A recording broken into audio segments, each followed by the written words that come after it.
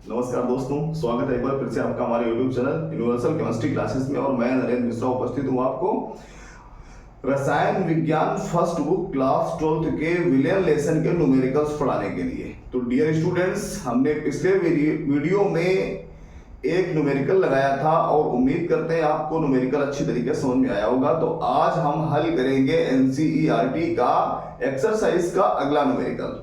तो dear student, जुड़े रहिए हमसे और देखते रहिए हमारे वीडियोस को। तो हमारा जो न्यूमेरिकल है आज, न्यूमेरिकल नंबर है 1.5। क्या है न्यूमेरिकल? अच्छी तरीके से पढ़िए सभी लोग। दिया गया है ग्लूकोज का जलीय विलयन। देखिए सबसे पहले 1.5 नंबर है और ग्लूकोज दिया गया है C6H12O6, ये नाम दिया गया है। और विलयन कैसा है? जलीय। ध्यान देना, मतलब यहां पर विलायक जल है, ग्लूकोज प्लस जल। तो ग्लूकोज के जलीय विलयन 10% W/W। क्या मात्रा है इसकी? 10% W/W। आप समझ रहे होंगे पिछले न्यूमेरिकल में भी हमने परसेंट का न्यूमेरिकल हल किया था और इस बार भी वही हमको दिया गया है कि मोललता तथा विलयन में प्रत्येक घटक का मोलंस क्या है। क्या क्या निकालना है हमको स्मॉल m ज्ञात करना है और प्रत्येक घटक का मोलंस मतलब x1 बराबर क्वेश्चन मार्क और x2 बराबर क्वेश्चन मार्क। ठीक है ना, ये दोनों चीजें निकालनी है। उसके बाद कह रहा है सवाल में, यदि विलयन का घनत्व 1.2 ग्राम प्रति ml हो, घनत्व दिया गया मतलब D बराबर 1.2 ग्राम प्रति ml। ठीक है ना, तो विलयन की मोलरता क्या होगी? मोलरता का मतलब इस बार हमसे कैपिटल M पूछा गया है। तो प्यारे बच्चों, हमारा पूरा न्यूमेरिकल बोर्ड पर नोट है और इसको हम हल करेंगे। ठीक है ना, चलिए देखते हैं 1 मिनट के लिए।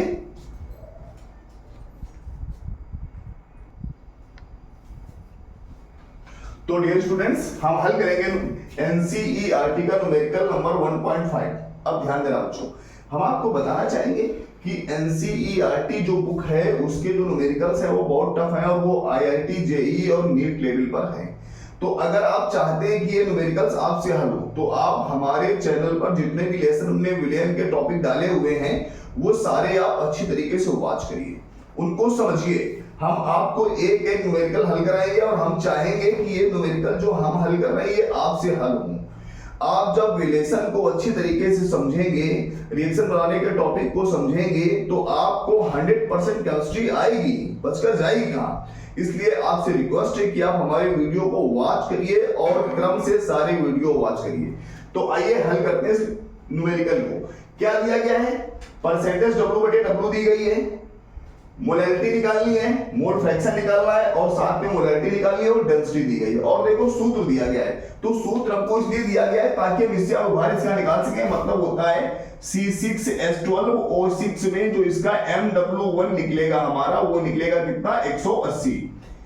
पिछले न्यूमेरिकल में हमने हल किया था कैसे निकाला जाता है, ये हमने पिछले न्यूमेरिकल में हल किया था। अब इसको हम आगे रखते हैं। तो सबसे पहले हम ज्ञात करेंगे इसकी मोलैरिटी। तो मोलैरिटी का सूत्र क्या होता है? M = W1 × 1000 upon MW1 × W2 ग्राम।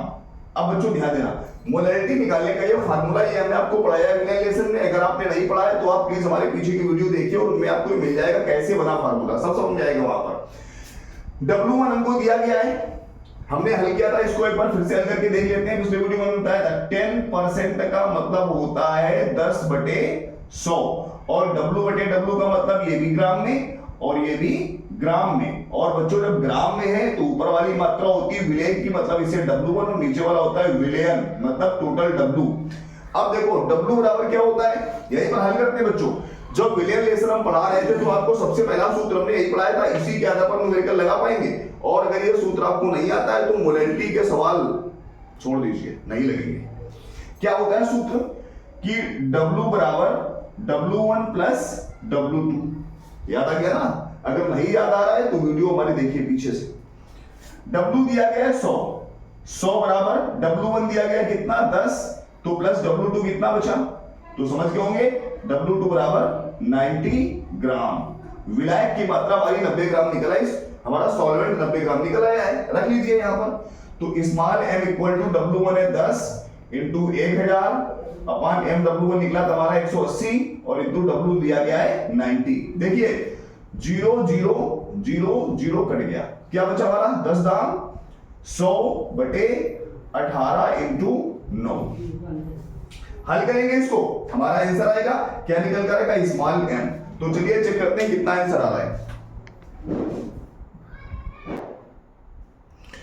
तो डियर स्टूडेंट्स आइए हल करते हैं इस न्यूमेरिकल को। हमारी वैल्यू आ रही है 100 डिवाइडेड बाई 18, और जब एक बार फिर से इसको डिवाइड करते हैं हम 9 से तो वैल्यू हो जाती है 0.617 इक्वल टू 0.617, और ये हमारा क्या है मोलल, मतलब इसको हम स्मॉल m से दिखा सकते हैं, इसको मोल प्रति किलोग्राम भी लिख सकते हैं, इसको मोलल भी लिख सकते हैं। तो हम इसको लिख लेते हैं मोल पर केजी, ठीक है ना। ये हमारे इस न्यूमेरिकल की मोलैलिटी निकल आई है, ठीक है ना। अब हम इसका थर्ड पार्ट निकालेंगे, ये हमारा फर्स्ट पार्ट था क्वेश्चन। अब हम थर्ड पार्ट ज्ञात करेंगे इसका, और वो है मोलैलिटी। तो मोलैलिटी भी हमसे पूछी गई ना, तो मोलैलिटी हम सरल तरीके से लगाएंगे। मोलैलिटी का डियर स्टूडेंट्स पिछले न्यूमेरिकल में हमने मोलैलिटी का एक नया फार्मूला पढ़ा था, आपको याद होगा, आपने अगर वीडियो देखा है तो वहां पर हमने 2 फार्मूले पढ़े थे मोलैलिटी के। एक से हमने सवाल हल किया था और उसके बाद दूसरे से सवाल किया, तो दूसरे से जो सवाल हल किया था बिल्कुल छोटा सा था और हल हो गया था आसानी से। उसी फार्मूले को लगाएंगे यहाँ पर। क्या फार्मूला था, m equal to 10 into percentage into D बटे MW1। याद आया होगा, अगर नहीं याद आया है तो हमारे लेसन को पढ़िए और पिछले न्यूमेरिकल को देखिए। इक्वल टू 10 इंटू परसेंट कितना दिया गया है, परसेंट दिया गया है 10%, 10 और इंटू डी कितना दिया गया है 1.2 और अपान MW निकला है 180, ठीक है ना। देखिए 0 और 0 हटा दिया, हमारा हो गया ये संख्या, और इसको हम हल करते हैं, देखते हैं आंसर आ रहा है कि नहीं आ रहा है। तो आप लोग भी हल करिए साथ में, और कैलकुलेशन है 10 इंटू 1.2 डिवाइडेड बाई 18, और आंसर आ रहा है 0.666, मतलब हम इसको क्या लिख सकते हैं 0.667 लिख सकते हैं। ये क्या गया हमारा मोल पर लीटर, ठीक है ना। तो समझ गए होंगे ना मोलैलिटी कैसे निकालते हैं और मोलैलिटी कैसे निकालते हैं, बिल्कुल आसान तरीके से। हालांकि हम बता चुके हैं कि इस फार्मूले का प्रयोग नीट के एग्जाम में किया जाता है न्यूमेरिकल को हल करने के लिए, जेईई के एग्जाम में न्यूमेरिकल को हल करने के लिए किया जाता है, ठीक है ना। अब हम आगे जो हल करेंगे वो हमारा थर्ड पार्ट है। कौन सा पार्ट है, थर्ड, और वो थर्ड पार्ट हमारा है मोलन्स x1। x1 क्या है, तो बच्चों अच्छी तरीके से समझना, मोलन्स का पहला न्यूमेरिकल हल कर रहे हैं, बहुत सरल होता है, कठिन नहीं होता है, लेकिन आपको थोड़ा ध्यान देना है, ठीक है ना।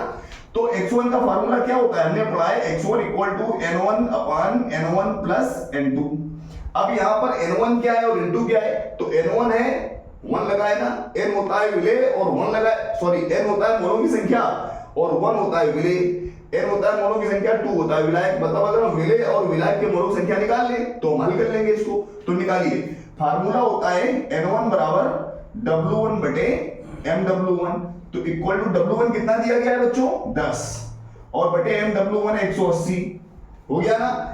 और N2 निकालिए, N2 बराबर W2 बटे MW2, तो W2 कितना है 90 और बटे MW2 जल का कितना होता है 18, रख देंगे 18 पंचे 90, 5 आ गया, और इसका देखो 0 0 कट गया, हमारी संख्या क्या बची 1 बटे 18।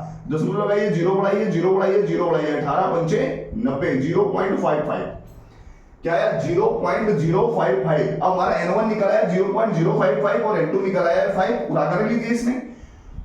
x1 बराबर 0.055 बटे 0.055 प्लस 5 हो गया, इक्वल टू 0.055 अपान 5.055। देखिए स्टूडेंट समझ रहे अच्छी तरीके से, दशमलव तो काट दिया। ये मोल अंश के सवाल हैं, मोल फ्रैक्शन के सवाल हैं, और ये तुम्हारे बोर्ड एग्जाम में भी जरूर आते हैं, और इसके अतिरिक्त ये नीट और जेईई के एग्जाम में भी पूछे जाते हैं, इसलिए आपको अच्छे से समझना है इनको। अब संख्या हमारी क्या बची, हमारी संख्या बची 55 अपान 5055, इसको हमको हल करना है। कैलकुलेट करके देखिए, आप भी कैलकुलेट करिए।